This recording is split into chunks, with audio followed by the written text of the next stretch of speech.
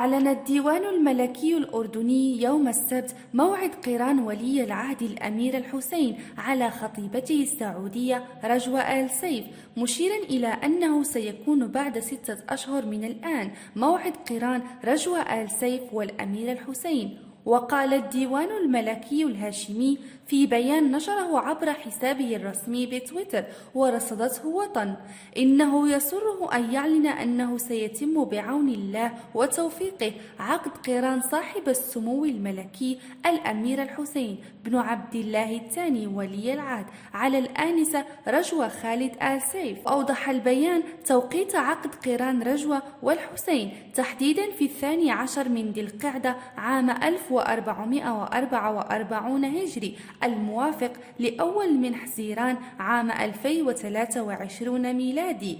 وقبل إعلان الديوان بتفاعل واسع من قبل الأردنيين الذين تمنون للثنائي الملكي حياة سعيدة وهانئة. ورغم هذا الإعلان من قبل الديوان الهاشمي والذي حدد موعد عقد قران ولي العهد الأردني، خرج معارض أردني شهير يزعم أن رجوة آل سيف انفصلت عن خطيبها الأمير الحسين، حيث زعم محمد طيبط المعارض الأردني المقيم بألمانيا وقوع الانفصال، مكذبا إعلان الديوان الملكي الأردني. وقال في تغريدة له رصدتها وطن: رجوة خلعته بسرماية قديمة من فترة طويلة ورانية وراء كذبة عقد قران بعد 6 شهور حسب زعمه. وتابع طيبط في مزاعمة أن دولة خليجية تدعم الهاشميين طلبت من عائلة رجوة عدم إعلان الانفصال.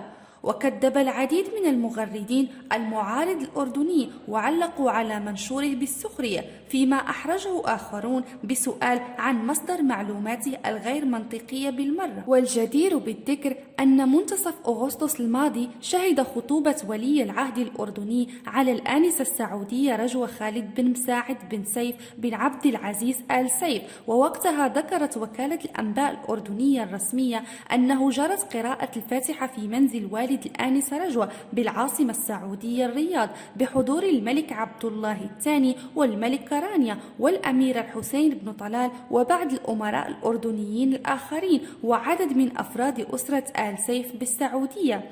رجوة من مواليد عام 1994 ووالدتها السيدة عزة بنت نايف عبد العزيز أحمد السديري، وهي الشقيقة الصغرى لفيصل ونايف ودانا.